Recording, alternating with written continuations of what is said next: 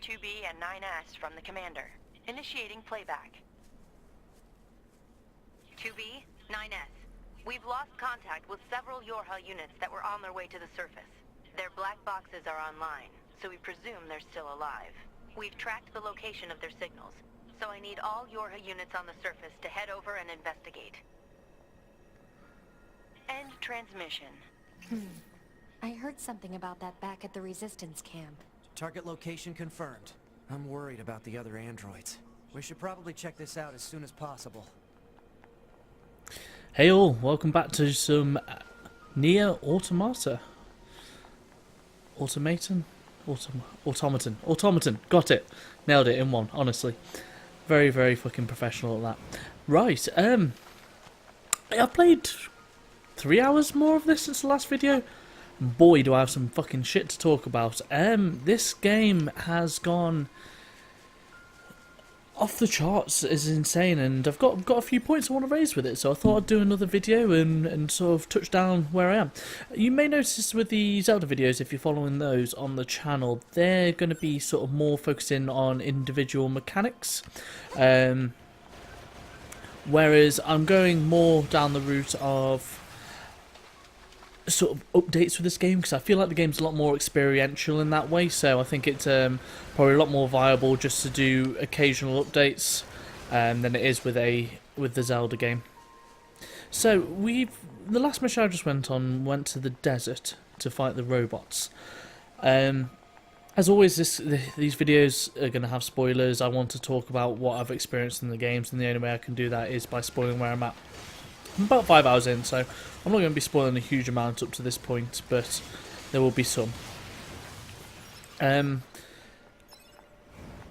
I went into the desert to try and eliminate some of the machines, and a couple of weird things started happening. One, the machines started talking, and they started referencing the fact that we were cyborgs, and that they were scared of us and didn't want us to attack them and wanted to run away.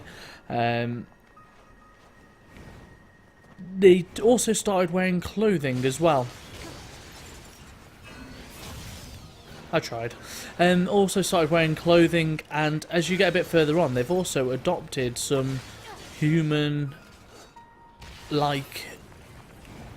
things. So sort of actions and movement and stuff like that. Well, when I say all that, when I say things, okay, I'll get to the point.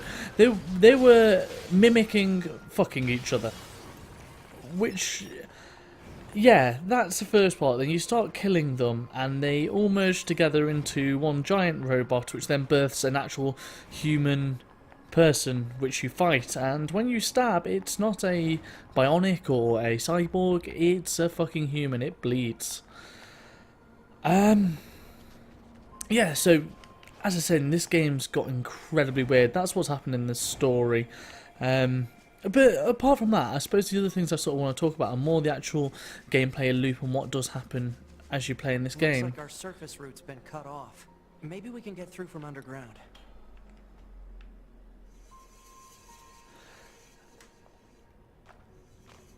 And do you know what the touch point I want to use? Those machines let him out in the talk. desert look just like androids, right?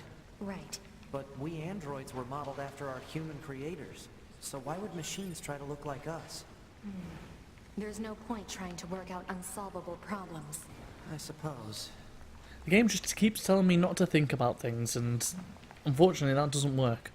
But yeah, the main touch point I want to use for this game to this point, and sort of the structure of it, structure only, not the actual gameplay at all, is JRPGs, and preferably sort of the touchstone of probably PlayStation 2 era JRPGs, Final Fantasy 10 and 12, and that sort of thing.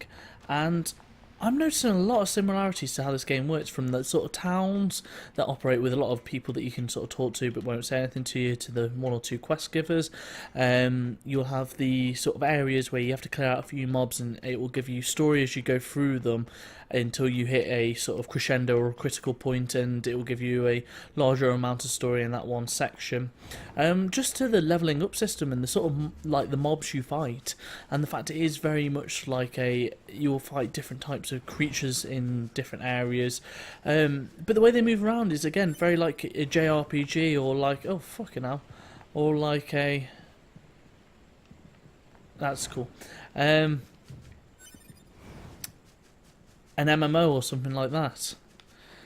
But then, with that sort of structure, it layers on the combat, which is absolutely phenomenal still. The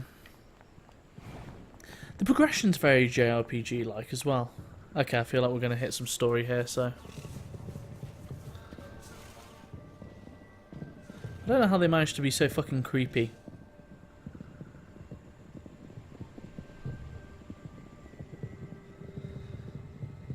Man, yeah, this game just keeps questioning you in lots of interesting ways, and that makes me more and more interested to play. What are those? What the? Wow, this is weird. I suppose that's the other touch point that I want to make, is the actual music. The music as well. The music's phenomenal. Really reminds me of Transistor in a lot of ways, with like vocals in the background used as more as an instrument than it is to portray words. Which, not necessarily like Transistor in that way, but just the sort of type of music. That's probably the closest touch point I have. This is another point I've started to play around with, is these plug-in chips. So if you go into these, you sort of have all these different chips which take up the space on the right hand side, and you can plug in and out different ones, and a lot of your HUD elements and things like that will be a part of this. So I've got this one here, and this is focused around to what I will be normally using, because it's HUD elements and movement speed. But I want to actually have it on this, which is a lot of defense, auto use of item, counter attack, so I can counter if I attack if I move towards them at a certain point, which is very Metal Gear Rising.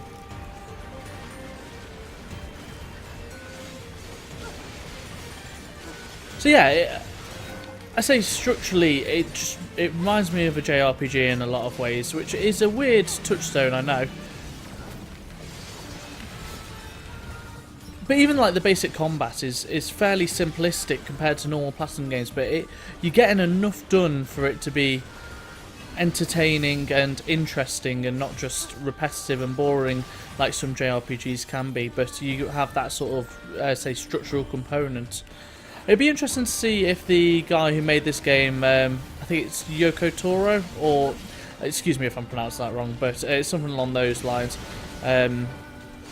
If he has actually got a history in JRPGs, because I know sort of Nier, the last one, was much more of an RPG style game.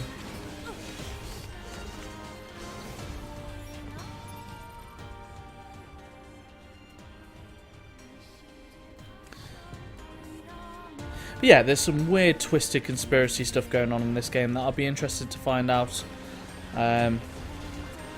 what's happening with that. And it makes you carry on wanting to play, and you know, that's decent. And obviously